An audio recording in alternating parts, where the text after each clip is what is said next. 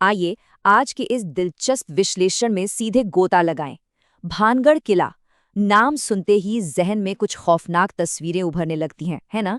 भारत का सबसे कुख्यात और रहस्यमयी खंडहर।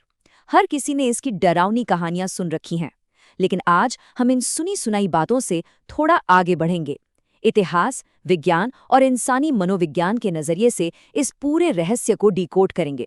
आखिर कैसे एक जीता जागता फलता फूलता शाही शहर अचानक पत्थरों के ढेर में बदल गया? तो चलिए बिना किसी देरी के इस रोमांचक सफर की शुरुआत करते हैं। अब जरा इस सरकारी बोर्ड पर नजर डालिए। ये कोई आम चेतावनी नहीं है, बल्कि सीधे भारतीय पुरातत्व सर्वेक्षण यानी ASI ने इसे लगाया है। सूर्यास्त के बाद प्रवेश वर्जित है। इस एक लाइन ने इस जगह की डरावनी इमेज को और भी सॉलिड बना दिया है। और तो और यहाँ एक मशहूर किस्सा भी सुनाया जाता है कि कैसे 3 दोस्तों ने एक रात इस नियम को तोड़ने की ठानी। वे रात के अंधेरे में किले के अंदर गए, लेकिन लौटते वक्त एक भयानक कार एक्सीडेंट का शिकार हो गए और तीनों की जान चली गई। वहां के लोग इसे कोई मामूली हादसा नहीं, बल्कि सीधे तौर पर किले का श्राप मानते हैं। ये सब सुनकर जहन में एक सवाल जरूर आता है कि आखिर क्यों एक सरकारी एजेंसी को इस ऐतिहासिक खंडहर में रात की एंट्री बैन करनी पड़ी? इस जगह को लेकर ऐसे रोंगटे खड़े कर देने वाले दावे किए जाते हैं कि रात में यहाँ से औरतों के रोने और चीखने की आवाजें आती हैं। एक और बहुत ही अजीब बात यह है कि इस खंडहर में कभी 9,000 के करीब घर हुआ करते थे, लेकिन आज इनमें से किसी भी घर पर छत नहीं है। जी हाँ, दीवारें खड़ी है, लेकिन छतें बिल्कुल गायब हैं। कहा जाता है कि जब भी कोई छत डालने की कोशिश करता है, वो अपने आप ढह जाती है। क्या वाकई ये किसी अदृश्य साये का काम है, या इसके पीछे कोई बहुत ही लॉजिकल कारण छिपा है?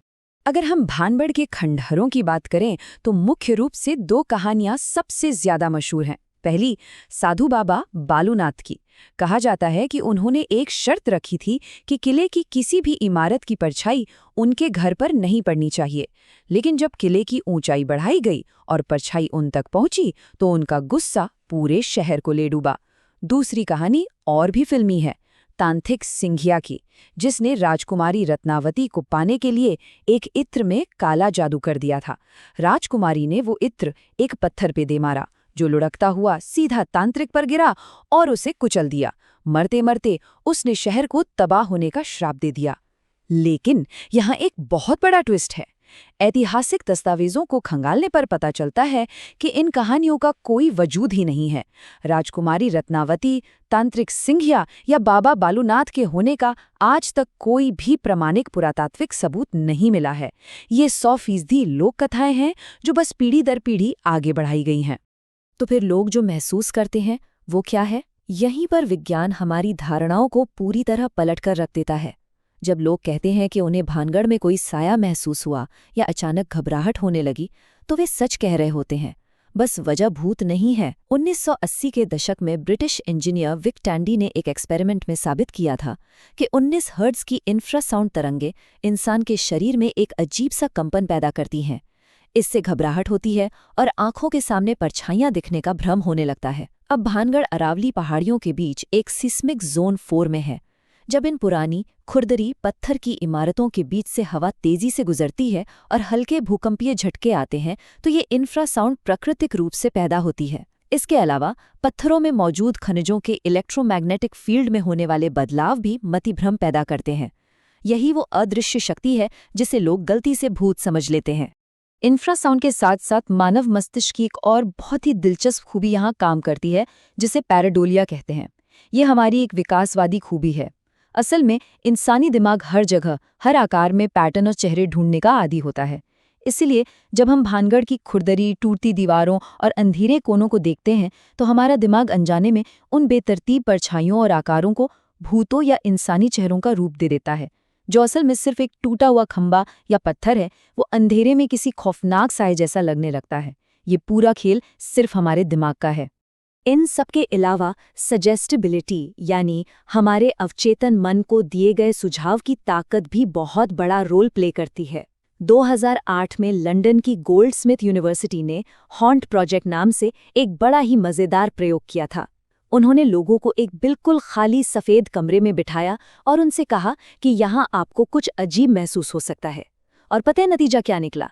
कई लोगों को उस कमरे में किसी के होने का एहसास हुआ और कुछ तो बुरी तरह डर भी गए, जबकि कमरा पूरी तरह से खाली था। हमारे यहाँ कहते ना, भय को भूत बनाना। भानगढ़ जाने वाले हर इंसान के दिमाग में पहले से ही ये बात सेट होती है कि ये भारत की सबसे डरावनी जगह है, और यही पूर्व धारणा हमारे दिमाग को हर एक नॉर्मल घटना को भी खौफनाक और असाधारण मानने पर मजबूर कर देती है। चलिए अब इन डरावने दावों की सीधी तुलना वैज्ञानिक सच्चाई से करके देखते हैं। दावा किया जाता है कि रात में औरतों के रोने और चीखने की भयानक आवाजें आती हैं, लेकिन ग्राउंड रियलिटी ये है कि ये आवाजें इंसानों की नहीं बल्कि वहां घूमने वाले लकड़बग्घों की होती हैं। लकड़बग्घे जब चिल्लाते हैं तो वो हूबहू किसी इंसान के रोने या चीखने जैसी आवाज लगती है।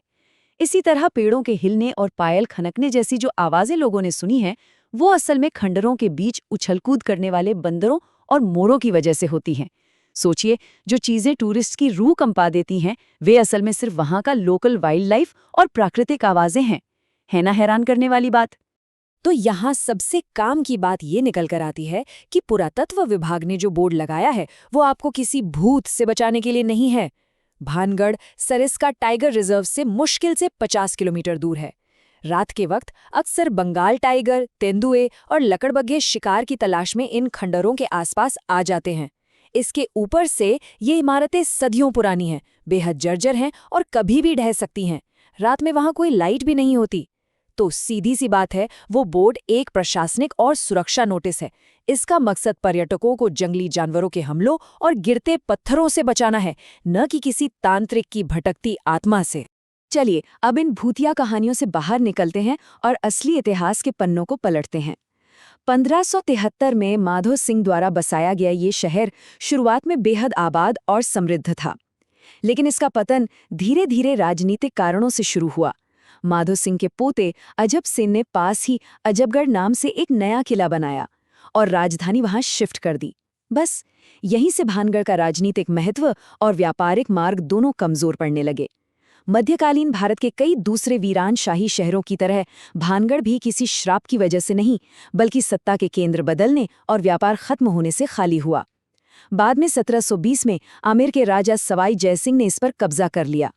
लेकिन भानगढ़ पर असली और आखिरी प्रहार किसी श्राप ने नहीं, बल्कि खुद प्रकृति ने किया था। साल 1783 उत्तर भारत में एक ऐसा भयानक अकाल पड़ा जिसे चालीसा अकाल के नाम से जाना जाता है। ये एक भयंकर एल नीनो प्रभाव का नतीजा था। राजस्थान में वैसे भी पानी की किल्लत रहती है और इस अभूतपूर्व सूखे ने हालात को बद से बदतर कर दिया। खाने और पानी की बूंद बूंद के लिए हाहाकार मच गया। लोगों के पास या तो भूखे मरने का विकल्प था या फिर शहर छोड़कर हमेशा के लिए चले जाने का। जो शहर कभी शाही दावतों, शानदार महलों और चहल पहल से गुलजार रहता था, वो देखते ही देखते धूल और पत्थरों के वीरान ढेर में तब्दील हो गया। तो ये राजनीतिक बदलाव और एक भयानक प्राकृतिक आपदा का दुखद कॉम्बिनेशन था जिसने भानगढ़ को पूरी तरह से खंडहर बना दिया। अब एक बड़ा सवाल ये खड़ा होता है कि अगर सच्चाई इतनी साफ और सीधी है तो ये श्राप और भूतों के मिथक आज भी क्यों जिंदा हैं? इसके 3 बड़े कारण हैं। पहला, मानव मनोविज्ञान। हमें कहानियां बहुत पसंद है। सूखा पड़ा और लोग चले गए, ये सच है, लेकिन सुनने में बहुत बोरिंग लगता है। वहीं एक दुष्ट तांत्रिक ने सुंदर राजकुमारी के लिए पूरे शहर को श्राप दे दिया। ये एक प्रॉपर ब्लॉकबस्टर कहानी है। दूसरा कारण है इकोनॉमी। भानगढ़ की सबसे डरावनी जगह वाली ब्रांडिंग हर साल लाखों पर्यटकों को खींच लाती है, जिससे वहां के लोगों का रोजगार चलता है। और तीसरा सबसे बड़ा कारण है आज का सोशल मीडिया। इंटरनेट के एल्गोरिदम को ऐतिहासिक तथ्यों से ज्यादा अलौकिक और रहस्यमयी दावों को प्रमोट करने में मजा आता है, और लोग भी इन्हें बिना सोचे समझे धड़ल्ले से शेयर करते हैं।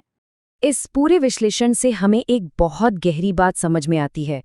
महान वैज्ञानिक मैरी क्यूरी ने एक बार कहा था कि जीवन में डरने के लिए कुछ नहीं है, केवल समझने के लिए है। भानगढ़ का हमारा ये सफर भी अलौकिक लोक कथाओं से शुरू होकर भौतिकी, जीव विज्ञान और इतिहास के ठोस वैज्ञानिक तथ्यों पर आकर खत्म होता है। जब हम इंफ्रासाउंड के पीछे का विज्ञान, जंगली जानवरों का व्यवहार और 1783 के अकाल का असली इतिहास समझ लेते हैं, तो वो खौफ जो सदियों से इस किले के नाम के साथ जुड़ा था, हवा में कहीं गायब हो जाता है। तो इस पूरी चर्चा के अंत में एक बहुत ही दिलचस्प सवाल खड़ा होता है। जब भी हम भांडर जैसी किसी तथाकथित डरावनी जगह के बारे में बात करते हैं, तो क्या वास्तव में वहां किसी अदृश्य शक्ति का वास होता है, या फिर ये हमारे ही दिमाग का रचा हुआ एक ऐसा शानदार भ्रम है जो हमें डराना पसंद करता है? सजेस्टेबिलिटी, विज्ञान और ऐतिहासिक तथ्यों की इस गुत्थी को सुलझाने के बाद एक बात तो बिल्कुल शीशे की तरह साफ है कि इस दुनिया में सबसे रहस्यमयी और शक्तिशाली चीज कोई श्राप या भूत नहीं, बल्कि खुद हमारा इंसानी दिमाग है। उम्मीद है कि इस विश्लेषण ने आपको भानगढ़ के इस खौफनाक रहस्य को एक बिल्कुल नए और तार्किक नजरिए से देखने में मदद की होगी।